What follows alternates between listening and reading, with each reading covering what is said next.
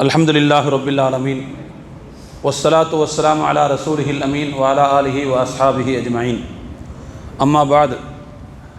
கண்ணியத்திற்குரிய சகோதரர்களே, பெரியோர்களே, அன்பிற்கும் பாசத்திற்கும் உரித்தான தாய்மார்களே, சகோதர சகோதரிகளே, எல்லாம் வல்ல அல்லாஹுவின் மகத்தான கருணையினால் இன்றைய தினம் நாம் செய்வதற்கு, நிறைவேற்றுவதற்கு வாய்ப்பளிக்கப்பட்ட கடமைகள், சுன்னத்துகள், நற்செயல்கள் அனைத்தையும் அல்லாஹ் நிறைவாக அங்கீகரிப்பானாக. எஞ்சியுள்ள காலங்களில் இன்னும் உற்சாகத்தோடு அதிகமான நன்மைகளை ஈட்டிக்கொள்வதற்கான சுறுசுறுப்பை அல்லாஹ் நமக்கு தந்தருள் புரிவானாக. கண்ணியத்திற்குரிய சகோதரர்களே, பெரியோர்களே, இன்றைய தினம் நாம் ஓதிய பகுதியில் இடம்பெறக்கூடிய ஒரு வசனம், அந்த வசனத்தை மையமாக வைத்து நாம் சில செய்திகளை தெரிந்து கொள்ள இங்கே இருக்கிறோம். இது மூசா அலைஹிஸ்ஸலாம் அவர்களுடைய வரலாறு. மூசா நபியினுடைய வரலாறு ஃபிரௌனுடைய அரண்மனையில் தொடங்கும். ஒரு கட்டத்தில் அந்த அரண்மனையிலிருந்து ஒரு கொலை குற்றத்தை சுமந்தவாறு மூசா நபி வெளியேறி விடுவார்கள். வெளியேறி அவர்கள் வருகின்ற இடம் எதுன்னு சொன்னால் மதியன் அப்படிங்கிற ஒரு இடம், மதியன் அப்படிங்கிற ஒரு பகுதி. அந்த பகுதியில் அப்போது ஷுஐப் என்று சொல்லி ஒரு நபி ஏற்கனவே இருந்தார்கள். எதேச்சையாக அந்த ஷுஐப் அலைஹிஸ்ஸலாம் அவர்களுடைய 2 மகள்களை சந்திக்கின்ற வாய்ப்பு அவர்களுக்கு கிடைக்கிறது. நம்ம அந்த வரலாறு கேள்விப்பட்டிருப்போம். அவங்களுக்கு தண்ணி மத்தி கொடுத்தாங்க என்ற அந்த வரலாறுலாம் வரும் வைங்க. அந்த வரலாற்றில் தான் இன்றைய நம்முடைய அந்த பகுதி அமைந்திருக்கிறது.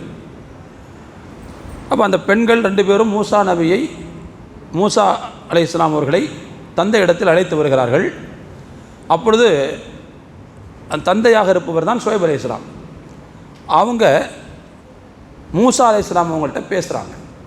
என்ன பேசுகிறாங்க அப்படின்னா, குர்ஆன் சொல்லுது, நீங்கள் இனிமேல் பயப்பட தேவையில்லை, பாதுகாப்பான இடத்துக்கு வந்துட்டீங்க அப்படின்னு சொல்லிவிட்டு அந்த மூசா நபி அழைச்சிட்டு வந்த பெண்களில் 2 பேரில் ஒருத்தவங்க தந்தைகிட்ட சொல்கிறாங்க, அவர் நமக்கு செய்து கொடுத்த வேலைக்காக அவருக்கு நீங்கள் கூலி கொடுங்கள், ஊதியம் கொடுங்கள். இன்ன கைர மனிஸ்த அஜர்த்தல் கவியுல் அமீன். நிச்சயமாக நீங்கள் யாருக்கு அந்த ஊதியம் கொடுக்க போகிறீர்களோ அவர் வலிமை மிக்கவர், நம்பகத்தன்மையாக உள்ளவர் அப்படின்னு அந்த பெண்மணி சொன்னதாக குர்ஆன் அல்லாஹ் சொல்கிறான். அதுக்கு பிறகு ஷுஐப் அலைஹிஸ்ஸலாம் கேட்டாங்க, அவர் வலிமையானவர்னு உனக்கு எப்படி தெரியும்? அவர் நம்பகத்தன்மை உள்ளவர்னு உனக்கு எப்படி தெரியும்? ஒரு தடவை தான் பார்த்துருக்குறீங்க, நீங்கள் 2 பேரும் டேட்டிங்காக போனீங்க, பல தடவை சந்திச்சிருக்கிறீங்களா? எப்படி பார்த்த உடனேயே அவர் நம்பகத்தன்மை உள்ளவர்னு உங்களுக்கு எப்படி தெரியும்? பார்த்த உடனேயே அவர் பலசாலின்னு அப்படி உங்களுக்கு தெரியும் அப்படின்னு ஷுஐப் நபி மகள்கிட்ட கேட்டபோது மகள் அதற்கு பதில் சொன்னார்கள். பல பேர் சேர்ந்து தூக்க வேண்டிய ஒரு பாறையை இவர் மட்டுமே தூக்கினார், இவர் மட்டுமே அகற்றினார். அது அவருடைய உடல் வலிமையை எனக்கு சுட்டி காட்டியது. அது மட்டுமல்லாமல் நாங்கள் நடந்து வந்து கொண்டிருக்கும் போது அவருக்கு நாங்கள் வழிகாட்டுகிறோம், எங்களுக்கு பின்னாலே வாருங்கள் என்று அவர்கிட்ட நாங்கள் சொன்னோம். ஆனால் அவர் சொன்னார், பெண்களாகிய நீங்கள் முன்னால் போயிட்டு நான் பின்னாடி வந்தால் நல்லா இருக்காது, உங்களுடைய நெளிவு சுழிவுகளை பார்க்க வேண்டிய சூழ்நிலை எனக்கு வந்துடலாம், அது சரியாக இருக்காது. எனவே நீங்கள் எனக்கு பின்னால் வாருங்கள், பின்னால் இருந்தே நீங்கள் என்ன செய்யுங்க, வழிகாட்டிட்டு வாங்க. ஆட்டோவில் நம்ம பின்னால் உட்காந்துருப்போம்ல, ரைட்டில் போங்க லெஃப்ட்டில் போகணும், பின்னால் உட்காந்துருந்தா நம்ம வழிகாட்டுவோம். அந்த மாதிரி நீங்கள் என்ன செய்ய, பின்னால் எனக்கு வழிகாட்டிக்கிட்டே வாங்க. நான் ஏதாவது தப்பாக போயிட்டேன்னா ஒரு கல்லை விட்டு எரிஞ்சு, சின்ன கல்லை விட்டு எரிஞ்சு என்னை அலர்ட் பண்ணுங்க அப்படின்னு அவர் சொன்னார். இது அவருடைய நம்பகத்தன்மையை என்ன செய்யுது, பெண்கள் மேல் வைத்திருக்கிற மரியாதையை சுட்டி காட்டுகிறது. அப்போ எனவே நான் அவரை பார்த்து இந்த மாதிரி சொன்னேன்னு சொல்லி அந்த அம்மா சொன்னாங்க. உண்மையிலேயே அந்த அம்மாவுக்கு ரொம்ப தொலைநோக்கு சிந்தனை இருந்திருக்கு. அந்த அம்மாவுக்கு ரொம்ப தொலைநோக்கு சிந்தனை இருக்குது. அப்போ அதனால தான் இந்த விஷயத்தை சொல்கிறாங்க. அப்போ தான் மூசா நபிகிட்ட ஷுஐப் நபி சொல்கிறாங்க, இன்னி உரீது அன் உன்கிஹக இஹ்தபுனத்தைய ஹாத்தைனி. நான் என்னுடைய 2 பெண் மக்களில் ஒருவரை உங்களுக்கு மணமுடித்து தர விரும்புகிறேன். பாருங்கள், இப்போ தான் முதல்ல பார்க்குறாரு, இதுக்கு முன்னாடி பார்க்கலாம் இல்லை. மூசா நபி எடுத்த உடனே மூசா நபிக்கு கல்யாணம் கட்டி கொடுக்குறது முடிவு எடுத்துட்டார். அந்த முடிவை எடுக்கிறதுக்கு அவருக்கு தேவைப்பட்டது என்னன்னு சொன்னால் அவருடைய குணம் எப்படிங்கிறது மட்டும்தான். அவருடைய குணநலன்கள், பண்பு நலன்கள் எப்படி இருந்துச்சுங்கிறது மட்டும்தான் அவங்களுக்கு தேவைப்பட்டதே தவிர வேறு எதுவும் தேவையில்லை. சொல்லப்போனால் அவர் அந்த ஊருக்கு அகதி, அவருக்குன்னு எந்த பேங்க் பேலன்ஸும் இருந்திருக்காது, எந்த வருமானமும் இருந்திருக்காது. இனிமேல் இவராக வேலை போட்டு கொடுத்தா தான் அவருக்கு வேலையே. அப்படிப்பட்ட ஒரு மனிதர் தான் எடுத்தவனையே கல்யாணம் கட்டி கொடுத்தோன்னு முடிவு பண்ணிட்டார். நேற்று தலைப்புக்கும் இன்றைக்கி தலைப்புக்கும் இன்டர்லிங்க் ஆகுதா? சரி, அதையும் பார்த்துக்குங்க. மொத்தத்தில் நான் என்ன செய்கிறேன், உங்களுக்கு கல்யாணம் முடிச்சு கொடுக்குறோன்னு விரும்புகிறேன். ஆனால் அதுக்கு ஒரு கண்டிஷன், அலா அந்த தஜுரனி சமானிய ஹிஜஜ், 8 வருடங்கள் எனக்கு நீங்கள் வேலை செய்ய வேண்டும், என்னிடத்தில் பணியாளராக நீங்கள் வேலை செய்ய வேண்டும். ஃபைன் அத்மம் த அஸ்ரன் ஃபமின் இந்திக், 8 10 பூர்த்தியாகனா அது உங்கள் விருப்பம். வமா உரிது நசுக்காலை, நான் உங்களுக்கு கஷ்டப்படுத்த விரும்பலை, எனக்கு 8 வருஷம் வேலை செஞ்சால் போதும். 8 வருஷம் நீங்கள் என்கிட்ட கரெக்டாக வேலை பார்த்துட்டீங்கன்னு சொன்னால் லாஸ்ட்டில் உங்களுக்கான பரிசு என்னென்னா என் பிள்ளைகளில் ஒருத்தர் உங்களுக்கு கல்யாணம் பண்ணி கொடுத்துட்றேன் அப்படின்னு சொன்னார். மூசா நபி ஏற்றுக்கிட்டாங்க. அவங்கள்ட்ட தான் என்ன செய்கிறாங்க, வேலை என்ன வேலை செஞ்சாங்க அப்படின்னா வரலாறு சொல்லுது, ஷுஐப் அலைஹிஸ்ஸலாம் அவர்களுடைய ஆட்டு மந்தையை மேய்க்கின்ற வேலையை பார்த்தார்கள். பொதுவாக நபிமார்களுக்கெல்லாம் அல்லாஹு தாலா மனுஷங்களை மேய்க்கிற வேலையை கொடுக்கறதுக்கு முன்னாடி ஆட்டை மேய்க்கிற வேலையை கொடுத்துருவான். ஏன்னா ஆட்டை மேய்க்கும் போது அதுக்கு ரொம்ப பொறுமை தேவைப்படும், ரொம்ப பொறுமை தேவைப்படும். அப்படி அவங்களுக்கு அந்த பொறுமை கிடைச்சதுக்கு பிறகு மனுஷங்களை மேய்க்க வந்தால், மனிதர்களுக்கு வழிகாட்ட வந்தால் கொஞ்சம் ஈஸியாக இருக்குங்கிறதுனால நபிமார்களுக்கெல்லாம் அல்லாஹ் தஆலா அப்படிப்பட்ட ஒரு சூழ்நிலை ஏற்படுத்தினான். இப்போ அந்த மாதிரி ஷுஐப் அலைஹிஸ்ஸலாம் அவர்கள்ட்ட தங்கியிருந்த மூசா நபி அவர்கள் கிட்டத்தட்ட 8 ஆண்டுகள் அவங்களுடைய ஆட்டு மந்தையை மேய்க்கின்ற பணியாளராக வேலை செய்தார்கள். 8 ஆண்டினுடைய நிறைவில் நான் வேலை செஞ்சு முடிச்சிட்டேன் அப்படின்னு மூசா நபி ஷுஐப் அலைஹிஸ்ஸலாம் அவங்கள்ட்ட சொல்கிறாங்க. அப்போ ஷுஐப் நபி சொல்கிறாங்க, அப்படின்னா இனிமேல் 1 ஆண்டு வரை நம்முடைய ஆட்டு மந்தைகளில் என்னென்ன ஆடுகளெல்லாம் குட்டி போடுகிறதோ அந்த போடுற குட்டி தாயினுடைய நிறம் அல்லாத வேறொரு நிறத்தில் இருந்தால் அது ஃபுல்லாக உங்களுக்கு சொந்தம் அப்படின்றாங்க. சில நேரத்தில் கருப்பு ஆடு வந்து வெள்ளை குட்டி போடும், பார்த்துருக்கீங்களா? இந்த மாதிரி தாயினுடைய நிறம் இல்லாமல், தாய் ஆட்டின் நிறம் இல்லாமல் வேறொரு நிறத்தில் குட்டி ஈனப்பட்டால் அந்த குட்டியை ஃபுல்லாக நீங்கள் எடுத்துக்கரலாம். அந்த வருஷம் அல்லாஹ் தஆலா நிறைய குட்டி அந்த மாதிரி மாற்று கலரே பிறக்க வச்சானா, ஈன வச்சானா. நிறைய மூசா அலைஹிஸ்ஸலாம் அவங்களுக்கு என்ன செஞ்சு அந்த ஆட்டு மந்தைகள் கிடைத்தன. ஷுஐப் அலைஹிஸ்ஸலாம் அவர்கள் மனமு வந்து அவர் கையில் கொடுத்து புள்ளையும் கட்டி கொடுத்து வழி அனுப்பி வச்சாங்க அப்படின்னு வரலாறு சொல்லு. இந்த அடிப்படையை வைத்து தான் நான் இன்றைய தலைப்பில் என்ன போட்டிருக்கேன்னு சொன்னால், பணியாளர்களுடைய கடமைகளும் உரிமைகளும்.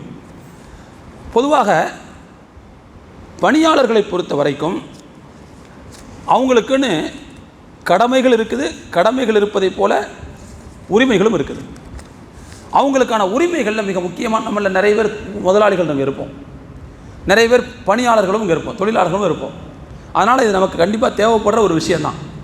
அதே மாதிரி தாய்மார்கள் எடுத்துக்கிட்டால் கண்டிப்பாக வீட்டில் ஏதாவது வேலைக்காரமாக வச்சுருப்பாங்க, துவைச்சி கொடுக்கறதுக்கு, சாமான்சட்டி தைக்கிறதுக்கு கண்டிப்பாக அங்கேயும் வருவாங்க. அதனால் எப்படியோ நம்முடைய குடும்ப வாழ்க்கையோட பின்னி பிணைஞ்ச ஒரு தலைப்பு தான் இது, கண்டிப்பாக நமக்கு தேவைப்படும். அந்த வகையில் முதல்ல அடிப்படையாக பணியாளர்கள் விஷயத்தில் இஸ்லாம் காட்டக்கூடிய வழி முதல்ல என்ன சொல்லுதுன்னா, அவர்களை மனிதர்களாக பாருங்கள் என்று சொல்கிறது. நம்மள்கிட்ட கை கட்டி வேலை செய்கிறாங்கங்கிறதுனால, நாம் மாதம் முடிஞ்சால் அவங்களுக்கு சம்பளம் கொடுக்குறோம் அப்படிங்கிற ஒரே ஒரு காரணத்தினால அவங்க நமக்கு அடிமையும் இல்லை, நாம் அவங்களுக்கு எஜமானரும் கிடையாது. முதலாளிக்கும் தொழிலாளிக்குமான உறவை வந்து இஸ்லாம் என்ன சொல்லுதுன்னா, மனிதர்களாக பாருங்கள் அப்படி தான் சொல்லுது. அல்லாஹ் மனிதனுக்கென்று சில கௌரவத்தை கொடுத்துருக்கிறான், மரியாதையை கொடுத்துருக்கிறான். அந்த மரியாதையோட தான் முதலாளி தொழிலாளியை அணுகணும், தொழிலாளியும் முதலாளியை அப்படி தான் பார்க்கணும். புரிஞ்சுங்களா? சில நேரத்தில் அவர் செய்கிற அராஜகம் இதுகள்லாம் வச்சுக்கிட்டு அவரை வந்து காட்டு மிராணின்னு நினைக்கக்கூடாது, அவரும் மனிதர் தான் அப்படிங்கிற மாதிரி 2 பேருடைய உறவையும் முதல்ல அல்லாஹ் இப்படி வரையறுக்கிறான், மனிதர்களாக பாருங்கள் என்று சுட்டி காட்டுகிறான். அப்போது எந்த பணியாக இருந்தாலும் சரிதான், எந்த வேலை பார்க்குறவங்களாக இருந்தாலும் சரிதான், அது மாதிரி எந்த மொழி பேசுகிறவங்களாக இருந்தாலும் சரிதான், எந்த சமயத்தை சார்ந்தவர்களாக இருந்தாலும் சரிதான், நம்ம வீட்டில் வேலை செஞ்சாங்கன்னா, நம்ம கடையில் வேலை செஞ்சாங்கன்னா, அல்லது நம்முடைய பொறுப்புக்கு கீழே அவங்க இருந்தாங்கன்னு சொன்னால் முதல்ல அவர்களை மனிதர்களாக பார்க்க வேண்டும். இது இஸ்லாம் சொல்லக்கூடிய முதலாவது அடிப்படை நியதி. அப்போ அந்த வகையில் வேலைக்காரங்களை வந்து குறைத்து மதிப்பிடக்கூடாது, அவங்கள வந்து தரக்குறைவாக நினைக்கக்கூடாது, கேலி கிண்டல் செய்யக்கூடாது, சொல்லாலும் செயலாலும் அவர்களை இழிவுபடுத்தக்கூடாது. இதெல்லாம் இன்றைக்கி நடக்கிறத பார்க்குறோம். இதை செய்யக்கூடாதுங்கிறத நம்ம கவனிக்கணும். இந்த விஷயத்தில் நமக்கு முழுமையான முன்னுதாரணம் யாருன்னா அண்ணல் நபிகள் நாயகம் ஸல்லல்லாஹு அலைஹி வஸல்லம் தான். பெருமானார் ஸல்லல்லாஹு அலைஹி வஸல்லம் அவர்கள் பணியாளர்களிடத்தில் எப்படி நடந்தார்கள் இன்றைக்கி நமக்கு திறந்த புத்தகமாக அவர்களுடைய வாழ்க்கை இருக்கிறது. கிட்டத்தட்ட 10 வருடங்கள் நபி ஸல்லல்லாஹு அலைஹி வஸல்லம் அவர்களுக்கு பணியாளராக வேலை செய்தவர்கள் அனஸ் ரலியல்லாஹு அன்ஹு அவர்கள். அவங்க சொல்லக்கூடிய ஒரு ஹதீஸ் என்ன சொல்கிறாங்கன்னா, நான் ரசூலுல்லாஹி ஸல்லல்லாஹு அலைஹி வஸல்லம் அவர்களுக்கு 10 ஆண்டுகள் பணிபுரிந்தேன். அவர்கள் ஒரு முறை கூட என்னை பார்த்து சீ என்று சொன்னதில்லை. மரியாதை குறைவான வார்த்தைகளில் ரொம்ப சாதாரண ஒரு வார்த்தை சீ அப்படிங்கிறது, அதை கூட என்னிடத்தில் அவங்க சொன்னது கிடையாது. அது மட்டுமல்லாமல் அவர்கள் சொன்ன ஒரு வேலையை நான் செய்யவில்லை என்பதற்காக ஏன் செய்யவில்லை என்றும் என்னிடத்தில் கேட்டதில்லை. அவர்கள் செய்யக்கூடாது என்று சொன்ன ஒரு வேலையை நான் செய்ததற்காக ஏன் செஞ்சேன்னு என்ன கேட்கல. அப்போ நான் சில நேரங்களில் கொஞ்சம் முன்பின்னா நடந்திருக்கிறேன். அதையெல்லாம் சுட்டி காட்டி நபி ஸல்லல்லாஹு அலைஹி வஸல்லம் அவர்கள் என்னை ஒருபோதும் மனக்காயப்படுத்தியதில்லை. இது ரசூலுல்லாஹ்ட்ட 10 வருஷமாக நான் கவனித்து வந்த விஷயம் என்று ஹஜ்ரத் அனஸ் ரலியல்லாஹு தஆலா அவர்கள் சொல்கிறார்கள். அப்போது பணியாளரிடத்தில் எவ்வளவு மரியாதையாக நடந்து கொள்ள வேண்டும் அப்படிங்கிறதுக்கு இதைவிட ஒரு மிகப்பெரிய வழிகாட்டலை நாம் பார்க்கவே முடியாது. எல்லாத்தையும் விட இன்னொரு முக்கியமான விஷயம் என்னன்னு சொன்னால், ரசூலுல்லாஹ் என்ன சொல்கிறாங்கன்னா, உங்களுக்காக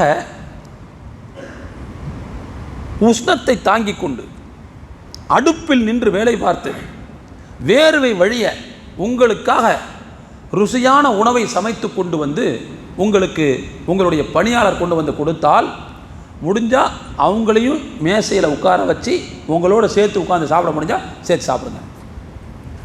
அதற்கு வாய்ப்பில்லை என்றால் குறைஞ்சபட்சம் நீங்கள் சாப்பிட்றதுக்கு முன்னாடி அவங்களுக்கு அதுலேருந்து கொஞ்சம் எடுத்து கொடுத்துட்டு அதுக்கு பிறகு சாப்பிடுங்க. எவ்வளோ பெரிய நாகரிகம் இது! யார் செய்வா இந்த வார்த்தையை? சமயகாரங்களுக்கெல்லாம் ஒரு எழுதப்படாத விதி ஒன்று இருக்குது. என்னன்னா, எல்லாத்தையும் பரிமாறி முடிச்சுட்டு தான் கை வைக்கணும். அதுக்கு முன்னாடி இந்த கல்யாண விருந்துலாம் சமைக்கிற ஆள்கள் கொஞ்ச நேரத்துக்கு முன்னாடி உட்காந்து சாப்பிட்றத பார்த்துட்டாங்க, ஏன் இன்னும் முடியலையே, இன்னும் பொறுக்க முடியாத உங்களால் அப்படி கேட்குற பெரிய தனவந்தர்கள் நான் பார்த்துருக்கேன். அந்த ஆளுக்கு பசி இருந்திருக்கும், ஐயோ பாவம் சாப்பிட்ருக்க மாட்டார் அந்த ஆள். அதனால் பந்தி முடிகிறதுக்கு முன்னாடி சாப்பிட்ருப்பார், உடனே கேட்டுருவாங்க. நான் ரசூல் என்ன சொல்கிறாங்க, அந்த சூட்டை தாங்கி கொண்டு வேகாத அந்த உஷ்ணத்தில் நின்று கொண்டு புகையெல்லாம் அவங்க அனுபவித்து கொண்டு உங்களுக்காக ருசியாக சமைத்து அதை உங்களிடத்தில் கொண்டு வந்து கொடுக்கும்போது நீங்கள் அவங்களையும் கூட வச்சு சாப்பிடுங்க. அதுக்கு வாய்ப்பு இல்லை அப்படின்னா குறைஞ்சபட்சம் அவங்களுக்கு எடுத்து கொடுத்து விட்டு என்ன செய்யுங்கள், சாப்பிடுங்கள். அவர்களுக்கு ஒரு கவளமோ 2 கவளமோ கொடுத்து விட்டு அதற்கு பிறகு நீங்கள் சாப்பிடுங்கள் என்று நபி ஸல்லல்லாஹு அலைஹி வஸல்லம் சொல்கிறார்கள். ரொம்ப முக்கியமான நாகரிகம் இது. இன்றைக்கெல்லாம் இப்படி நடக்குதான்னு பார்த்தா ரொம்ப நம்மெல்லாம் ஒரு விஷயம் வச்சுருக்கிறோம், வீட்டில் எது மிஞ்சி போச்சோ அது வேலைக்காரங்களுக்கு. அதுக்குன்னு வீட்டில் வந்து அந்த மிஞ்சி போனதை கூட இப்போ கொடுக்கறதெல்லாம் கிடையாது. மிஞ்சி போனதெல்லாம் வச்சு சாப்பிட்றது.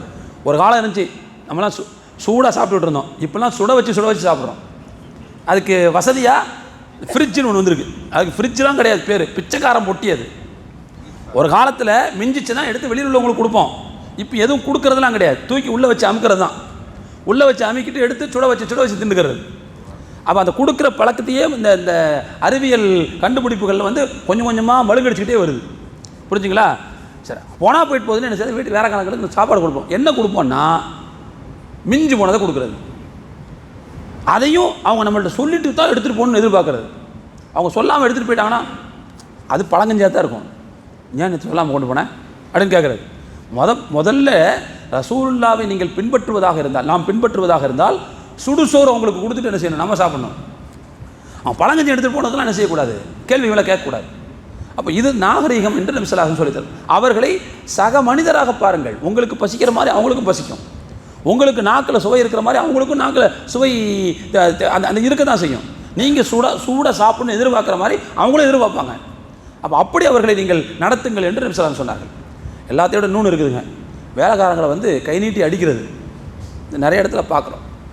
ஏதாவது தப்பு பண்ணியிருப்பான் பாவம், உடனே கை நீட்டி அடிக்கிறதுக்கெல்லாம் உரிமை கிடையாது. அல்லாஹு தஆலாவுடைய விதியின் அடிப்படையில் ஏதோ ஒரு பொருள் உடைந்து விட்டது, ஒரு பொருள் கோளாறாயிருச்சு அப்படின்னு வச்சுங்களேன், அதுக்கான விதி அவ்வளோதான், முடிஞ்சிட வேண்டியது தானே. அந்த நேரத்தில் அந்த பையன் கையை தொட்டாங்கிறதுக்காக வேண்டி அது நாசமாகிறதுக்கு, அது வீணாகிறதுக்கு அந்த பையன் தான் காரணம்னு எப்படி முடிவு பண்ணுறது? இதெல்லாம் பெரிய அத்துமீறல். பணியாளர்களை அடிக்கக்கூடாது. அடிக்கிறதுங்கிறது பெரிய அத்துமீறல், அது பெரிய அஃபென்ஸ் இஸ்லாமிய பார்வையில். அபூ மஸ்ஊதுன்னு சொல்லி ஒரு சஹாபி இருந்தாங்க. ஒரு முறை அவருடைய அடிமை ஒருவரை சாட்டையால் அடித்து கொண்டிருந்தார். இப்படி என்ன அடிச்சுக்கிட்டு இருக்காரு, பின்னால் ரசூல் நினைக்கிறாங்க. ரசூலா அதை பார்த்துட்டு ஏலம் யா அபா மசூத் அப்படிங்கிறாங்க. அபூ மசூத் ஜாக்கிரதை அப்படிங்கிறாங்க. அவர் காதில் விழல் அடிச்சுட்டே இருக்காரு. ரசூலா கிட்ட வந்து சொன்னாங்க, லல்லாஹு அக்தரு அலைக்க மின்க அலைஹி என்று சொன்னார்கள். இந்த அடிமை மீது உனக்கு இருக்கிற சக்தியை விட உன் மீது அல்லாஹ்வுக்கு சக்தி அதிகம். நீ அடிக்கிற மாதிரி அல்லாஹ் உன்னை அடிக்க ஆரம்பிச்சான்னா உன்னால் தாங்க முடியாது. நபி ஸல்லல்லாஹு அலைஹி வஸல்லம் அவர்கள் அரட்டினார்கள், மிரட்டினார்கள். ஏன்னா பணியாளரை அடிப்பதை அல்லாஹ்வின் தூதர் விரும்பவில்லை. அவர் எச்சரித்தார்கள். ரசூலுல்லாஹி ஸல்லல்லாஹு அலைஹி வஸல்லம் அவங்களுடைய அந்த மிரட்டல், அதை அவங்க எச்சரித்த அந்த துணியை கேட்டு அப்படியே பயந்து நடுங்கி போய் அவர் கையில் உள்ள சாட்டை கீழே விழுந்துருச்சு. யா ரசூலல்லாஹ் ஹுவ ஹுர்ருன் லி வஜ்ஹில்லாஹ், அல்லாஹ்வுடைய திருப்திக்காக நான் அவரை விடுதலை செஞ்சிடறேன்ட்டார். எனக்கு வேணாம் இனிமே அவர் விடுதலை செஞ்சிடறேன், விடுதலை கொடுத்துறேன்ட்டார். அன்னைக்கெல்லாம் ஒரு அடிமையை விடுதலை செய்கிறதுங்கிறது பெரிய நன்மை. நான் கொடுத்துட்றேன், இனிமேல் எந்த அடிமையும் நான் அந்த மாதிரி அடிக்கவே மாட்டேன் அப்படின்னார். நபி ஸல்லல்லாஹு அலைஹி வஸல்லம் சொன்னாங்க, நீங்கள் மட்டும் அப்படி செய்யாட்டி லஃபஹத் கன்னார், நரகம் உங்களை எரித்து பொசுக்கி இருக்கும் என்று சொன்னார்கள். நரகம் உங்களை எரித்து பொசுக்கி இருக்கும் அப்படின்னாங்க. யார் மேலே கை வைக்கிறீங்க? ஏன்னா அதாவது ஏன் என்று கேட்பதற்கு வாய்ப்பில்லாத அந்த நாதியற்றவர்கள் மீது கை வைப்பீங்களா நீங்கள்? அல்லாஹ் உங்கள் மேலே வச்சு ஆரம்பித்தானா உங்களால் தாங்க முடியாது. நபி ஸல்லல்லாஹு அலைஹி வஸல்லம் அவர்கள் அவருக்கு அச்சுறுத்தல் கொடுத்தார்கள் என்பதை நாம் வரலாற்றிலே பார்க்கிறோம். அப்போ ஆக மொத்தத்தில் அருமையான தோழர்களே, முதலாளிக்கும் தொழிலாளிக்குமான பணியாளருக்குமான அந்த உறவு என்பது அது எப்படி இருக்கும்னு சொன்னால், ஒருவர் மற்றவரை பலப்படுத்தக்கூடிய வகையில் இருக்கணும்.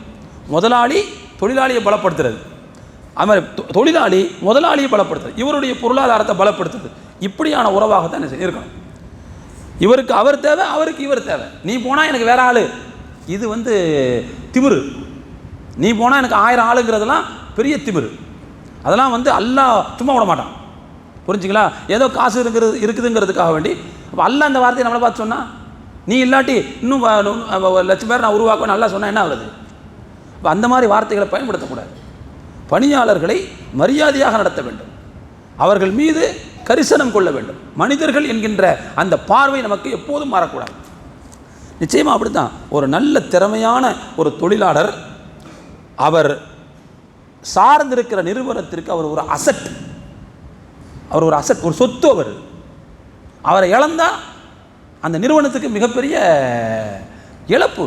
அதனால தான் நீங்கள் பாருங்களேன், எவ்வளவு காசு கொடுத்து வேண்டுமானாலும் சில பேரை சில கம்பெனிகள் இழக்கவே இழக்காது. ஏன்னா அவங்க அசட், அந்த கம்பெனிக்கு அவங்க சொத்து. அப்போ என்ன செய்யணும்னு சொன்னால் அப்படி தான் பார்க்கணும். தொழிலாளிகள் முதலாளியை பலப்படுத்துகிறார்கள், முதலாளிகள் தொழிலாளிகளை பலப்படுத்து, அப்படி தான் உறவு இருக்கணும். அதை தான் மார்க்க எதிர்பார்க்கிறது என்பதை நாம் புரிந்து கொள்ள கடமைப்பட்டிருக்கிறோம். அப்போது நாம் தொழிலாளிகளுக்கு பொடி அளக்கணும். நாம் மட்டும் இல்லாட்டி அவன் பிச்சை எடுத்திருப்பான், அவன் நடுரோட்டில் நின்றுருப்பான் இப்படின்னு முதலாளிகளும் நினைக்கக்கூடாது. அதே மாதிரி தொழிலாளிகள், நாம் மாடு மாதிரி உழைக்க அவர் வீடு பெருசாக கட்டிக்கிட்டே போகிறாரு, காராக வாங்கிட்டு போகிறாரு, சொத்தாக வாங்கிட்டு போகிறாரு அப்படின்னு யாரும் நினைக்கக்கூடாது. தொழிலாளிகள் நாம் மியூச்சுவலாக ஒருவர் மற்றவரை என்ன செய்கிறோம், பலப்படுத்துகிறோம் அப்படின்னு தான் புரிஞ்சுக்கணுமே தவிர, மற்றபடி இந்த மாதிரி எதிரும் புதிருமான வார்த்தைகள், எதிரும் புதிருமான நடவடிக்கைகளை அந்த உறவில் கொண்டு வரவே கூடாது. இதைத்தான் இஸ்லாம் தொழிலாளி முதலாளிக்கான முதல் அடிப்படை நியதியாக வகுக்கிறது. முதல்ல என்ன செய்யும், மனிதர்களாக பாருங்கள் என்று சொல்கிறது. இது முதல்லங்க. ரெண்டாவது என்னான்னு சொன்னால், சக்திக்கு மீறிய சுமையை சுமத்தி வேலை கொடுக்கக்கூடாது. நம்ம சம்பளம் கொடுக்குறோம் அப்படிங்கிறதுக்காக வேண்டி நம்ம சொல்கிற எல்லா வேலையும் செய்ய வைக்கணும், அது தப்பு. அது அவங்களுக்குன்னு என்ன வேலையோ அந்த வேலையை கொடுக்கணும், அதுவும் அவர்களுடைய சக்திக்கு உட்பட்டதாக இருக்கணும். அவரை சேர்க்கும்போது நாம் ஒரு அக்ரிமெண்ட் போட்டிருப்போம்ல, அக்ரிமெண்ட் எழுத்தால் இல்லாட்டாலும் வாயால் சொல்லியிருப்போம்ல, அதை கவனத்தில் வைக்கணும். அதை அவர் எதை ஏற்றுக்கொண்டாரோ அந்த மாதிரியான சக்திக்கு உட்பட்ட அந்த வேலைகளைத்தான் கொடுக்க வேண்டும். சக்திக்கு மீறிய வேலைகளை கொடுத்து சிரமப்படுத்துவது, கசக்கி பிழிவது என்பது அது மிகப்பெரிய தவறு. நபி ஸல்லல்லாஹு அலைஹி வஸல்லம் சொன்னாங்க, லில் மம்லூக்கி தஆமுஹு வ கிஸ்வத்துஹு, அடிமைக்கு, அதாவது உங்களிடத்தில் பணி செய்யக்கூடியவர்களுக்கு உண்ண உணவும் உடுத்த உடையும் கொடுப்பது உங்களுடைய பொறுப்பு. வலா யுக்கல்லஃபு இல்லா மா யுத்தீகு, அவருடைய சக்திக்கு ஏற்பத்தான் அவருக்கு நீங்கள் பணிச்சுமையை கொடுக்க வேண்டும். அப்படி ஒரு கால் அவருடைய சக்திக்கு மீறிய பணிச்சுமையை நீங்கள் கொடுத்தால் அவர்களோடு நீங்களும் ஒரு கை பிடிக்க வேண்டும், நீங்களும் சேர்ந்து என்ன செய்யணும், ஒத்துழைக்கணும். அப்படி இருந்தால் பரவாயில்ல. அப்படி இல்லாமல் அவர் தலையில் மட்டும் கட்டக்கூடாது. ரசூல் அந்த ஹதீஸை சொல்லி முடிக்கும்போது எப்படி சொல்கிறாங்கன்னா, வலா துஅذிபு இபாதல்லாஹி ஹல்கன் அம்சாலக்கும், உங்களை போன்று அல்லாஹ் படைத்த அல்லாஹ்வின் அடியார்களை வதைக்காதீர்கள்னு சொல்கிறாங்க. பணியாளர்களுக்கு சிரமம் கொடுத்து கஷ்டப்படுத்தாதீங்கிறத எப்படி சொல்கிறாங்கன்னா, உங்களை போன்ற அல்லாஹ்வின் படைப்பாகிய அல்லாஹ்வின் அடியார்களுக்கு நீங்கள் நோவினை கொடுக்காதீர்கள், வேதனை கொடுக்காதீர்கள் என்று சொல்லி முடிக்கிறார். எனவே சக்திக்கு மீறிய வேலையை கொடுப்பது தவறு. சில பேர் இருக்கிறாங்க, இந்த ஓவர் டியூட்டிங்கிற பேரில் நான் உனக்கு ஏதாவது சும்மா காசு கொடுத்துட்டு நிறைய வேலையை வாங்குறது, நேரங்காலம் இல்லாமல் வேலை வாங்குறது, இதெல்லாம் இருக்குது, பார்க்குறோம். நேரங்காலம் பார்க்காம வேலை வாங்குறது. ஏன் அந்த அவருக்குன்னு குடும்பம் இருக்காதா, அவருக்குன்னு பொண்டாட்டி பிள்ளை இருக்காதா, அவருக்குன்னு வேறு வேலை வெட்டி எதுவும் இருக்காதா? இருக்கிற எல்லா நேரத்துலையும் நம்மளே ஆக்கிரமிச்சிட்டோம்னு சொன்னால் அவர் தன்னுடைய சொந்த வேலையை எப்படி பார்ப்பார்? அப்போது பணிக்கென்று குறிப்பிடப்பட்ட 2 பேரும் ஏற்கனவே முடிவு செய்து கொண்ட அந்த நேரம் அதைத்தான் செய்யணும். ஏதாவது திடீர்னு அத்தியாவசியமாக வந்துட்டால் ஒரு நாள் 2 நாள் என்ன செஞ்சுக்கிறலாம், முன்ன பின்ன இருந்துக்கிறலாம். ஆனால் அதுக்கும் கூட உரிய மரியாதை கொடுக்கப்பட வேண்டும். ஆனால் அப்படி இல்லாமல், நேரங்காலம் இல்லாமல், ஒரு ஓய்வு ஒளிச்சல் இல்லாமல் இஷ்டத்துக்கு கசக்கி பிழியக்கூடிய அளவுக்கு வேலைகளை கொடுப்பது என்பது அது பணியாளர்களுக்கு கொடுக்க வேண்டிய உரிமைகளை மீறுவது என்பதாக ஆகிறது. கவர்மெண்ட் கூட கொஞ்ச நாளைக்கு முன்னாடி வந்துச்சு, 12 மணி நேரம் உழைப்பா அப்படின்னு ஒரு சட்டத்தை தமிழ்நாடு கவர்மெண்ட் கொண்டு வந்துச்சு. கடுமையான எதிர்ப்பு வந்துச்சு. ரொம்ப போராடி தான் 8 மணி நேரம் வேலைங்கிறது என்ன செஞ்சுருக்கு, உலகத்தில் கொண்டு வந்திருக்குது. இப்போ திடீர்னு 12 மணி நேரம் வேலை. என்னென்னா, இந்த அந்நிய முதலீடு வருது பாருங்கள், வெளிநாட்டிலிருந்து யாரெல்லாம் இன்வெஸ்ட்மெண்ட்டுங்க கொண்டு வர்றாங்களோ அவங்க என்ன எதிர்பார்க்குறாங்கன்னு சொன்னால், நம்ம போடுற காசு சீக்கிரமாக வளரணும். அதனால் என்ன செய்யணும், பிடிச்சி நல்ல கசக்கி பிடிச்சி மாடு மாதிரி வேலை வாங்கணும். 12 மணி நேரம் வேலை, 12 மணி நேரம் வேலை பார்த்தான்னா அவன் எப்படி அவனால் மற்ற வேலைகளை பார்க்க முடியும்? அவனோட சொந்த வேலைகள் இருக்காது. அதெல்லாம் பெரிய சிரமமானது. இதெல்லாம் கவனிக்கப்பட வேண்டிய அம்சங்கள், ஒதுக்கப்பட வேண்டிய அம்சங்கள். நபி ஸல்லல்லாஹு அலைஹி வஸல்லம் சொல்லியிருக்கிறாங்க, இன்னலி ஜஸதிக அலைக ஹக்கா. சில பேர் இருக்கிறாங்க, மாடு மாதிரி உழைப்பாங்க, நேரங்காலம்லாம் பார்க்குறது இல்லை, ஏதோ பாவம் கஷ்டமாக இருக்கும் வீட்டில், அதனால் உழைச்சா தான் காசுங்கிறதுனால நேரங்காலம்லாம் பார்க்க உழைப்பாங்க. அவங்களுக்கும் ரசூலுல்லாஹ் சொல்கிறாங்க, ஏப்பா உன் உடம்பை நீ கவனிக்க வேண்டியிருக்குப்பா, அது மாதிரி உன்னுடைய மனைவிக்கு நீ கொடுக்க வேண்டிய நேரம் இருக்குதுப்பா. இதெல்லாம் விட்டுட்டு நீ உழைப்பிலேயே கிடந்தா 16 மணி நேரம் உழைச்சிக்கிட்டே இருந்தால் ஒரு கட்டத்தில் நீ நசிஞ்சு போயிடுவேன், நீ நொடிஞ்சு போயிடுவேன். நொடிஞ்சு போகும்போது கம்பெனி அவனை காப்பாற்றும், நான் உனக்கு ஓவர் டியூட்டி காசு கொடுத்துறேன் அப்படின்வாங்க, ஓவர் டியூட்டிக்கு காசு கொடுத்துறேன்ருவாங்க. அது மாதிரி இன்றைக்கி இருக்கக்கூடிய இந்த ஐடி கம்பெனிலாம் இருக்குது பாருங்கள், இவங்க இந்த டார்கெட்டுங்கிற பேரில் போட்டு கசக்கி பிடிக்கிறது, டார்கெட்டுங்கிற பேரில் வச்சு அழுத்துறது, வச்சு அது தாங்காமல் சில பேர் மூளையெல்லாம் வெடிச்சு போயிருக்கான், மூளை நரம்பெலாம் வெடித்து போய் அப்படி சில பேர் இருக்கிறாங்க. அப்போ இந்த மாதிரி சக்திக்கு மீறிய வேலைகளை கொடுப்பது என்பது அது பணியாளர்களுடைய உரிமைகளில் நாம் கல்லெறிவதற்கு சமம், அதை மீறுவதற்கு சமம். அதையும் சேர்த்து நாம் பார்க்க வேண்டியிருக்கு. அடுத்து 3வது என்னன்னு சொன்னால், சமய கடமைகளை நிறைவேற்றுவதற்கு தேவையான வசதிகளை பணி செய்யக்கூடிய இடங்கள் செய்து கொடுக்க வேண்டும். இன்றைக்கி நாம் பார்க்குறோம், பணியாளர்களுக்கு அவர்கள் சார்ந்த சமய வழிபாடுகள் இருக்குது, அந்த வழிபாடுகளை நிறைவேற்ற, நான் பச்சையாக சொல்கிறேனே, தொழுவுறதுக்கு இடம் வசதி செஞ்சு கொடுக்கணும், அதெல்லாம் செஞ்சு கொடுக்கணும். முதலாளி சொல்லணும், போய் தொழுகப்பான்னு சொல்லணும், அவரும் சேர்ந்து நின்று தொழுகணும். அந்த மாதிரியான இதுகளை பார்க்குறோம். ஆனால் இன்றைக்கி இந்தியாவில் இந்த மாதிரியான அந்த சகஜமான போக்கு கொஞ்சம் கொஞ்சமாக மறைஞ்சிக்கிட்டே வருது. சில செக்டார்களில் முஸ்லீம் பிள்ளைங்க தாடி வைக்கவே முடியலை, ஹிஜாப் போட்டு வராதேங்கிறான். இது கொஞ்சம் கொஞ்சமாக குறைஞ்சிக்கிட்டே வருது. இந்த போக்கு மோசமான போக்காக போய்கிட்டு இருக்குது. ஆனால் கல்வி நிலையங்களுக்குள்ள ஆசிரியராக போய் சேரப்போகிறார்கள். போன உடனே முதல் கண்டிஷன், நீங்களாம் 5 நேரம் தொழுவீங்களா, அதெல்லாம் அங்கே வச்சுக்கூடாது அப்படிங்கிறான். அடுத்தவங்களுடைய உரிமை, அது அவர்களுடைய தனிப்பட்ட உரிமையை யாரும் மறுக்க முடியாது. ஆனால் சொல்கிறாங்க, உங்கள் ரூமில் கூட நீங்கள் தொழக்கூடாது. அவங்களுக்குன்னு ஒரு ரூம் இருக்கும்ல, கிளாஸ் ரூமில் இருந்தால் பரவாயில்ல, அவங்களுக்குன்னு ரூம் இருக்கும்ல, அந்த ரூமில் கூட நீங்கள் தொழக்கூடாது. எல்லா இடத்துலையும் கேமரா வச்சுருக்கோம், இல்லை நாங்கள் நடவடிக்கை எடுப்போம், அப்படி பேசக்கூடிய இடங்கள்லாம் பார்க்குறோம். இதெல்லாம் பெரிய அத்துமீறல். யார் இந்த மாதிரி சொல்கிறார்களோ அவர்கள் சார்ந்த இனத்தில் உள்ள மக்கள், அரபு நாட்டில் இருக்கா நிறைய பேர், கிறிஸ்தவ நாடுகளில் இருக்கா நிறைய பேர், அங்கெல்லாம் கோயில் கோயிலாக பெருசாக கட்டுறாங்க.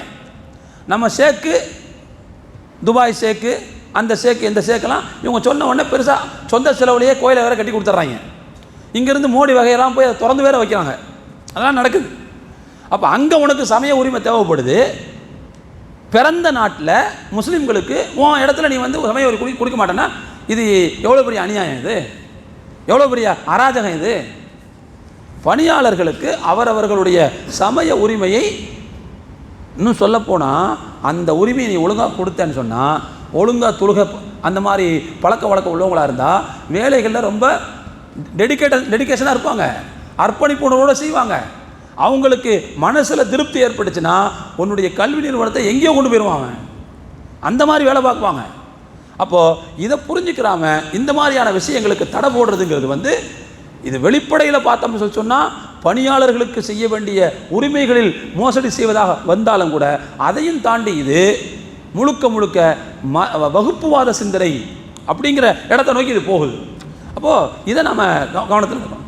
சரி, அதே மாதிரி ஒரு முஸ்லீம் நிறுவனம், அந்த முஸ்லீம் நிறுவனத்தில் ஒரு முஸ்லீம் அல்லாதவங்க அவங்களுடைய மத வழிபாடு அந்த நேரத்தில் செஞ்சால் தப்பு இல்லை, அனுமதி கொடுக்கலாம். இன்றைக்கி எத்தனை பேர் வீட்டுக்கு நிலக்கால் விடுறதுக்கு வர்றாங்க, அதே மாதிரி வீடு கட்ட ஆரம்பிக்கும் போது வர்றாங்க. நம்ம வீட்டில் நம்ம காசு கொடுத்து வாங்கின அந்த மனையில் நிலத்தில் அவங்க பூஜை புரஸ்காரம்லாம் செய்கிறாங்க, பார்த்துட்டு சும்மா தானே உட்காந்துக்கணுமே. அப்போ அவங்க செய்கிறாங்கிறதுனால விட்டுறோம், அவ்வளோதான், அதுக்கு நமக்கு சம்மந்தம் இல்லை. அப்போ இது அவர்களுடைய வேலையை ஆரம்பிக்கும் போது இதை ஆயிடக்கூடாதுங்கிறதுனால அவன் அந்த மாதிரி செய்கிறான், செஞ்சுக்கொண்டு விட்டுறோம், அவ்வளோதான். இதில் தப்பு ஒன்றும் இல்லை. நாம் இதுக்கு உடந்தைனா அப்படின்னு சொல்ல முடியாது. அவங்க செய்கிறாங்க, அவ்வளோதான். மனசளவில் நமக்கு அதுக்கு உடன்பாடு கிடையாது. ஆனால் அதை செய்கிறத நம்ம தடுத்தோம்னா அவங்களுடைய உரிமையில் நாம் கை வைக்கிறதாக அர்த்தம் வருது, குறை வைக்கிறதாக அர்த்தம் வருது. அப்போ இதை நாம் கவனத்தில் எடுத்துக்கொள்ள கடமைப்பட்டிருக்கிறோம். இது ஒரு முக்கியமான விஷயங்க. அடுத்து 4வது, நியாயமான ஊதியம் என்பது தொழிலாளியினுடைய முக்கியமான கடமை. இதை நாம் கவனத்தில் எடுத்துக்கொள்ள வேண்டும். இஸ்லாத்தை பொறுத்த வரைக்கும் தொழிலை வந்து எப்படி பார்க்குறது தெரியுமா? காசு சம்பாதிக்கிற வேலை என்று மட்டும் பார்க்கவில்லை.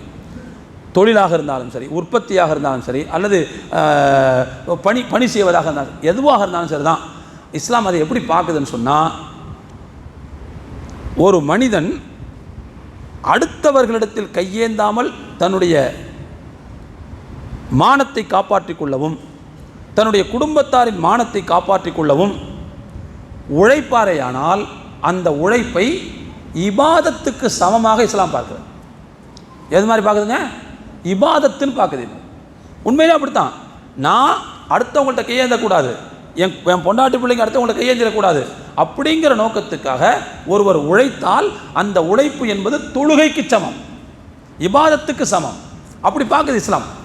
அப்போ அப்படிங்கும்போது இபாதத்தின்கின்ற அளவுக்கு மரியாதை உள்ள ஒரு வேலை தான் இது பணி என்பது. அப்போது அதுக்கு ஊதியம் நீங்கள் ஒழுங்காக கொடுக்கணும், நிறைவாக கொடுக்கணும், நியாயம் எதுவாக அதை கொடுக்கணும். அதுக்காக நீங்கள் இஷ்டத்துக்கு அள்ளி கொடுக்கணும்னு அவசியம் கிடையாது. ஆனால் குறைச்சி கொடுக்குறது தப்பு. அப்படி கொடுத்தோம்னா நாம் அவருடைய ஹக்கில் அடிக்கிறோம்னு அர்த்தம், அவருடைய வயிற்றில் அடிக்கிறோம்னு அர்த்தம், அவருடைய உரிமைகளை பறிக்கிறோம்னு அர்த்தம். அருமையான தோழர்களே, நபி ஸல்லல்லாஹு அலைஹி வஸல்லம் சொன்னாங்க, குர்ஆன்ல அல்லாஹ் சொல்கிறான், வலா தப்ஹசுன்னாஸ் அஷ்யாஅஹும். வியாபாரிகளை பற்றி சொல்லும்போது அவங்க காசு கொடுத்துட்டாங்கன்னா, வியாபாரிகளை நீங்கள் மக்களுக்கு கொடுக்க வேண்டிய பொருட்களில் எந்த குறையும் வச்சிடாதீங்க. புரிஞ்சுங்களா? 10 mm அப்படின்னு கணக்கு போட்டு காசை வாங்கிட்டு 8 mm பொருள் அனுப்பி விடாத. இது பெரிய தப்பு. இது நாளைக்கு உள்ள அல்லாஹ் அவனை நொங்கு எடுத்துருவான். அவனை அப்படி செய்யாத. மக்களுக்கு அவர்களுடைய பொருட்களை குறைக்காமல் கொடுங்கள் அப்படிங்கிறான். அப்போது காசை கொடுத்துட்டா பொருளை வந்து கரெக்டாக குறைக்காமல் கொடுக்கணும். அதே மாதிரி அவர் வேலையை ஒழுங்காக கொடுத்துட்டா முதலாளி என்ன செய்யணும்? காசை குறைக்காமல் முழுசாக கொடுக்கணும். ரெண்டு ஒன்று தான். அதாவது இங்கே காசை கொடுத்துட்றாரு, பொருளை ஒழுங்காக கொடுக்கணும். தொழிலாளி முதல்ல வேலையை நமக்கு ஒழுங்காக கொடுத்துட்றாருன்னு வச்சுக்கோங்க. அப்போது அவருக்கான காசை, ஊதியத்தை ஒழுங்காக கொடுத்துடணும். அல்லாஹ் குர்ஆனில் சொல்கிறான். நபி ஸல்லல்லாஹு அலைஹி வஸல்லம் சொல்லுவாங்க, நாளை மறுமையில் 3 பேருக்கு எதிராக நானே வழக்காடுவேன். ரசூல்லா சொல்கிறாங்க, நான் வழக்காடுவேன்னு அல்லாஹ் சொன்னதாக சொன்னாங்க. யார் வழக்காடுவாளாம்? அல்லாஹ் வழக்காடுவான். இன்றைக்கி நமக்கு ஏதாவது ஒரு கேஸில் ஜெயிக்கணும்னா ஒரு நல்ல வக்கீலை போய் என்ன செய்வோம் பார்ப்போம் இல்லையா? குறிப்பிட்ட சில ஆட்கள் இந்த வக்கீல்லாம் வந்துட்டாருன்னு வச்சுக்கோங்க, கண்டிப்பாக ஜெயிச்சிடுவாருன்னு, அவருக்கு கொஞ்சம் காசு கூட இருக்கும். இப்போ அந்த மாதிரி சில வக்கீலை தேடுவோம்ல. ஆனால் வழக்காடுற இடத்துல அல்லாவே இருந்துட்டா அந்த கேஸ் தோக்குமா? அல்லாஹ் சொன்னதாக ரசூலுல்லாஹ் சொல்கிறாங்க, நாளைக்கு 3 பேர்களுக்கு எதிராக நான் வழக்காடுவேன். ஒன்று யார் அப்படின்னு சொல்லி சொன்னால், என் பேரை சொல்லி ஒருத்தர் கொடுக்குறாரு, ஆனால் அப்படி கொடுக்குறதுல மோசடி செஞ்சிடுறாரு. அல்லாவுக்காக நான் உனக்கு தர்றேன் அப்படின்னு சொல்லிட்டு அதில் குறை செஞ்சிடுறாரு. சில பேர் இருப்பாங்க, அந்த வியாபாரம் போக்குவரத்தில் வந்து ரொம்ப ஆக ஓகோன்னு பேசுவாங்க, ஆனால் பார்த்தீங்கன்னா ஏமாற்றிடுவாங்க. அப்போ என் பேரை முன் வச்சு நீ கொடுத்துட்டு நீ ஏமாத்தின மோசடி பண்ணேன்னு சொன்னால் படுவா ஒன்றுனா நாளைக்கு என் கோர்ட்டில் கொண்ட நான் உனக்கு எதிராக நானே வாதாடுவேன். நல்லா சொன்னேன் ஒரு ஆள். 2வது ஆள் யாருன்னு சொன்னால் ரசூலுல்லாஹ் சொன்னாங்க, ரஜுலுன் பா ஹுர்ரன் அக்கல சமனகு, ஒரு சுதந்திரமானவரை அடிமை என்று விற்று அந்த காசை வாங்கி சாப்பிட்டவன். அடிமையை அடுத்தவங்கள்ட்ட விற்கலாம், அது வேறு விஷயம். ஆனால் சுதந்திரமானவரை விற்கலாமா? இந்த கடத்தி கொண்டு போய் என்ன செய்யறது? அடிமைன்னு ஏதோ சந்தையில் வித்துறது. யூசுப் அலைஹிஸ்ஸலாம் அவங்க அப்படி தான் என்ன செய்யப்பட்டாங்க, எகிப்தில் விற்கப்பட்டாங்க. அவங்க ஒரு சுதந்திரமான ஆள் தான், ஆனால் அடிமைன்னு விற்கப்பட்டாங்க. அடிமையை விற்கிறதுங்கிறது அன்றைக்கி, அது அடிமை என்பது ஒரு கமாடிட்டி. அன்றைக்கி வந்து அது ஒரு விற்பனை சரக்கு, அது விற்கலாம், தப்பு இல்லை, அன்றைக்கி நடைமுறையில் இருந்துச்சு. ஆனால் ஒரு சுதந்திரமானவரை அப்படி செய்யக்கூடாது. அப்படி செஞ்சு ஒருத்தன் காசை வாங்கி சாப்பிட்டான்னா நாளைக்கு நான் அவனுக்கு எதிராக இருப்பேன்.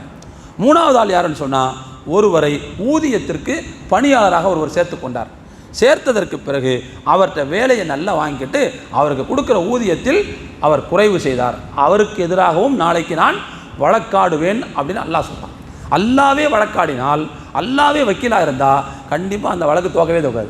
அப்போ நாளைக்கு இந்த மாதிரியான வேலைகள் ரொம்ப தவறு என்பதை புரிந்து கொள்ளக்கூடிய ஒரு மோசமான சூழ்நிலை ஏற்படும்.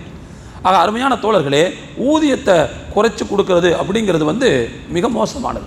அதை ஒழுங்காக கொடுத்தா, அதாவது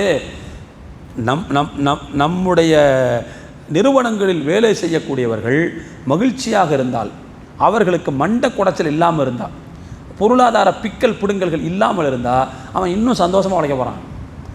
அதில் அவனுக்கு குறை இருக்கும்போது எப்படிரா இதை நிவர்த்தி பண்ணலாம், எப்படிரா இதை செய்யலாம் அப்படின்னு அவனுக்கு சிந்தனை போகுமே தவிர உழைப்பில் வந்து அவன் தன்னுடைய அர்ப்பணிப்பை கொடுக்கறதுக்கு அவனால் வராது. அப்போ அதனால தான் ஊதியங்களை வந்து ஒழுங்காக கொடுக்கணும் அப்படின்னு மார்க்கம் மிக தெளிவாக சுட்டி காட்டுகிறது. சரி, அப்போது முதலாளிகளுக்கு இவ்வளோ பெரிய விஷயங்களை சொல்லுது, அப்போ தொழிலாளிக்கு எந்த கடமை இல்லையா அப்படின்னா இருக்குது. நான் ஆரம்பத்தில் ஹதீஸ் வாசிச்சேன்ல, ரசூலுல்லாஹ் சொல்கிறாங்கல்ல, என்ன சொல்கிறாங்கன்னா, பணியாளருக்கு அவருடைய வியர்வை உலரும் முன் உரிய கூலியை கொடுத்து விடுங்கள். அஅது அல் அஜீர அஜ்ரஹு கப்ல அன் யஜிஃப இர்குஹு, அவருடைய வியர்வை உலர்வதற்கு முன்பு அவருக்கான உரிய ஊதியத்தை கொடுத்து விடுங்கள். அதாவது லேட் பண்ணக்கூடாது. ஒரு வகையில் சம்பளத்தை இழுத்தடிக்கிறது கூட ஒரு வகையில் அநியாயம் தான். சில பேர் வச்சு 10ஆம் தேதி தாங்க சம்பளம் போடுவேன் அப்படிங்கிறது. ஆனால் அவர் வாடகை வாங்கும்போது 1ஆம் தேதி தான் கொடுத்துடணும். அவர் வாங்கும்போது கரெக்டாக 1ஆம் தேதி வாங்கிடுவாராமா. இவர் சம்பளம் கொடுக்கும்போது என்ன செய்வாருன்னா 10ஆம் தேதி தான். அது என்ன 10ஆம் தேதி எனக்கு புரியலை. 10ஆம் தேதிக்கு கொடுத்தா ஏதாவது ஒரு 1000 ரூபா கம்மியாக கொடுக்கலாமா என்ன? அது ஏன் அப்படி ஒரு போக்குன்னு தெரியல. நீங்கள் 10ஆம் தேதி கொடுத்தாலும் அதை தான் கொடுக்க போகிறீங்க, 31ஆம் தேதி கொடுத்தாலும் அதான் கொடுக்க போகிறீங்க. ஏன் அது 10ஆம் தேதி போகணும்? சில இடங்கள் 10ஆம் தேதி பேர் தான், ஆனால் 18, 19 ஓடும். சில நேரங்களில் 2 மாதம் சம்பளம்லாம் சேர்த்து வாங்குகிற சூழ்நிலைலாம் வரும். அதுவும் தப்பு தான். குறைவு செய்வதும் தவறு, இழுத்தடிப்பதும் தவறு. அப்போது இதை நம்ம தெளிவாக புரிஞ்சுக்கிறோம். ரசூலுல்லாஹ் சொல்கிறாங்க, நீங்கள் பணியாளருக்கு அவருடைய வியர்வை உலரும் முன் கூலி கொடுத்துருங்க. இந்த ஹதீஸில் ரசூலுல்லாஹ் வியர்வை உலரும் முன் சொல்கிறாங்க. அப்போ வேர்வை வர்ற அளவுக்கு என்ன செய்யணும்? அவர் உழைக்கணும் அப்படின்னு தெரியுதுல்ல. அப்போ அவர் உழைப்பை ஒழுங்காக செஞ்சால் தான் ஒழுங்காக கொடுக்கணும் கூலி. அவர் சும்மா மேம்போக்காக வேலை செஞ்சுட்டு போயிட்டாருன்னு வச்சுக்கோங்க, அந்த வேலையெல்லாம் வேலைக்காகாது. எப்படி முதலாளிக்கென்று ஒரு பொறுப்பு இருக்கிறதோ அதே போல் தொழிலாளிக்கென்றும் ஒரு பொறுப்பு இருக்கிறது. அவர் என்ன செய்யணும்னு சொன்னால், வேலை விஷயத்தில் திறன் உள்ளவராக, புரிதல் உள்ளவராக நிச்சயமாக அவர் இருக்க வேண்டும். 2வது, அந்த வேலையில் வந்து ரொம்ப கவனமாக பார்க்க வேண்டும், ரொம்ப திறமையாக பார்க்க வேண்டும். சொல்கிறாங்க, உங்களில் ஒருவர் ஒரு பணி செய்தால் அந்த பணியை நீங்கள் ரொம்ப கவனமாக செய்வதை அல்லாஹ் விரும்புகிறான். அப்போ என்ன செய்யணும்னு சொன்னால் டெடிக்கேஷனாக உழைக்கணும். அப்போ அந்த மாதிரி செய்கிறது தான் அல்லாஹ் தஆலா விரும்புகிறான். சில பேர் இருப்பாங்க, எனக்கு என்ன தேமேன்னு வேலை செய்கிறதுன்னு சொல்லுவாங்க, எனக்கு என்னான்னு வேலை செய்கிறதுன்னு சில பேர் சொல்லுவாங்க. இந்த கவர்மெண்ட்டில் ஒர்க் பண்ணுற ஆளுகள் பார்க்குறாங்களா, இவங்கள்ட்ட தப்பாக எடுத்துக்கிறாதீங்க, இவங்கள்ட்ட இந்த மாதிரி தான் பார்க்கலாம். அவங்களாம் இப்போ மாமியார் வீடு மாதிரி. அதாவது கவர்மெண்ட்டுக்கு சம்பளம் வர்றது மட்டும்தான் அவருடைய கடமை, வேலை செய்கிறதுனா என் கடமை இல்லை அப்படிங்கிற மாதிரி இருப்பாங்க. அதாவது ரோட்டில் முன்னால் ஒரு ஆள் தோண்டிக்கிட்டே போகிறான், பின்னால் ஒரு ஆள் வந்து மூடிக்கிட்டே போகிறான். முன்னால் போகிறவன் தோன்றான், பின்னால் வரவன் மூடுறான். நான் கேட்டான், ஏன்டா சும்மா இருக்கிற ரோட்டை தோன்றீங்க, ஏன்டா மூடுறீங்க அப்படின்னா, ஏங்க எனக்கு தோன்ற வேலை, அவருக்கு மூடுற வேலை. தோண்டின உடனே அதை ஒரு செடியை வைக்க வேண்டிய வேலை ஒரு ஆளுக்கு உள்ளது, அவர் இன்றைக்கி லீவு போட்டிருக்காரு, அதனால் எங்கள் வேலையை நாங்கள் முடிக்கிறோம் அப்படின்னா. அந்த ஆள் செடி வச்சா தான் எனக்கு மூடணும், ஆனால் அவன் வரல இன்றைக்கி லீவு, அதனால் அந்த வேலையை நாங்கள் பார்க்க மாட்டோம், எங்கள் வேலையை நாங்கள் பார்த்துட்றோம். இந்த மாதிரி வேலை செய்கிற ஆட்கள் நிறைய பேர் இருக்காங்க. அப்போ இது உருப்பிடுமான்னு கேட்குறேன். சும்மா இருந்த ரோட்டை கொத்தி எதுக்கு நாசமாக்கணும்? அப்போது இதெல்லாம் அல்லாஹ் இந்த மாதிரி ஆளுகளுக்கு கூலியை கொடுக்குறது, சரியாக கொடுக்குறதுங்கிறதெல்லாம் அதை ரசூலுல்லாஹ் சொல்லவே இல்லை. அவரும் மிகவும் திறமையாக உற்பத்தியை அதிகரிக்கக்கூடிய அளவுக்கு, முதலாளியினுடைய முதலை பெருக்குகின்ற அளவுக்கு கண்ணியமாகவும் கவனத்தோடும் உழைத்ததற்கு பிறகுதான் அவருக்கான உரிமை. அதை செய்யவே இல்லைங்கும் போது எப்படி அவருக்கு அந்த மாதிரியான இதை கொடுக்க முடியும்? ரெண்டாவது, இவ்வளவு நேரம் உங்களுக்கு உழைப்பேன் என்று ஒருவர் சொல்லிவிட்டால் அந்த நேரத்தில் வேலை பார்க்கறது திருடுறதுன்னு அர்த்தம். யாருக்கும் இந்த சிந்தனை வராது. அதாவது ஒருத்தருக்கு நாம் கொடுத்த வேலை நேரத்தில் இன்னொரு வேலை செய்தால் நாம் நேரத்தை திருடுகிறோம்னு அர்த்தம். யாருடைய வேலை? நமக்கு சம்பளம் தர்றவருடைய நேரத்தை நம்ம திருடுறோம்னு அர்த்தம். திருட்டு அது. அந்த நேரத்தில் அந்த வேலையை பார்க்கக்கூடாது. அப்படி பார்க்குறதா இருந்தால் அவருடைய அனுமதியோடு செய்யணும். நான் ஒரு மணி நேரம் இந்த வேலை பார்க்க வேண்டியிருக்குங்க, அப்புறமா நான் சேர்த்து செஞ்சிட்றேன், ஏதாவது செஞ்சுட்டு தான் சொல்லணுமே தவிர சும்மா செய்யக்கூடாது. அப்போ எனவே அருமையான தோழர்களே, இந்த மாதிரியான நியதிகளை தொழிலாளர்களும் கடைபிடிக்க வேண்டும். அப்போ நான் ஆரம்பத்தில் சொன்ன மாதிரி 2 பேரும் ஒருவர் மற்றவரை நாம் மேம்படுத்துகிறோம் அப்படிங்கிற எண்ணம் இருந்துவிட்டால் தொழிலாளி அவர் நிறுவனத்தினுடைய மேம்பாட்டுக்காக படாத பாடுபட்டு உழைப்பார், தன்னுடைய உழைப்பை கொட்டுவார். அதே போல் இவர் என்னுடைய சொத்து, இந்த உழைப்பால் என்னுடைய சொத்து என்று முதலாளி நினைத்து விட்டால் அவருக்காக எதையும் கொடுப்பதற்கு அவர் தயாராக இருப்பார். இப்படிப்பட்ட உறவைத்தான் பணியாளர் முதலாளியினுடைய உறவில் மார்க்கம் எதிர்பார்க்கிறது. இதைத்தான் குர்ஆனும் சொல்கிறது. நான் சொன்னேன்ல உங்கள்கிட்ட, ஷுஐப் அலைஹிஸ்ஸலாம் அவர்கள் மூசா நபி கரெக்டாக தங்களுடைய வேலையை செஞ்சதுனால அவங்களுக்கு என்ன செஞ்சாங்கன்னா, போகும்போது அந்த வருஷம் பிறக்கக்கூடிய மாற்று நிற குட்டிகள் அனைத்தும் உங்களுக்கு தருவேன்னு சொன்னேன். அந்த வருஷம் யதார்த்தமாக அந்த குட்டி நிறைய பிறக்க அதை ஃபுல்லாக கொடுத்து அமிச்சாங்கன்னு செய்யுது வரலாறு சொல்லுது. இப்னு கஸீரில் அல்லாமா இப்னு கஸீர் ரஹ்மத்துல்லாஹி அலைஹி குறிப்பிடுகிறார்கள். அப்போ இதைத்தான் மார்க்கம் எதிர்பார்க்கிறது என்பதையும் இந்த நேரத்தில் நாம் புரிந்து கொள்ள வேண்டும். யாரெல்லாம் பணியாளர்களை வைத்திருக்கிறோமோ அவர்களெல்லாம் இந்த விளக்கங்களை தங்களுக்கு சொல்லப்பட்ட விளக்கங்களாக எடுத்துக்கொள்ள வேண்டும். அதேபோல் பணியாளர்களாக இருப்பவர்கள் தங்களுக்கு சொல்லப்பட்ட விளக்கங்களாக இதை எடுத்துக்கொண்டு தங்களுடைய அடுத்தடுத்த காரியங்களை அமைத்து கொண்டால் நிச்சயமாக நாம் அனைவரும் ஒருவர் மற்றவருக்கு சக்தியாக இருப்போம். வல்ல ரஹ்மான் அப்படிப்பட்ட மாற்றத்தை தந்தருள் புரிவானாக. வாஹிரு தஅவானா அனில் ஹம்துலில்லாஹி ரப்பில் ஆலமீன்.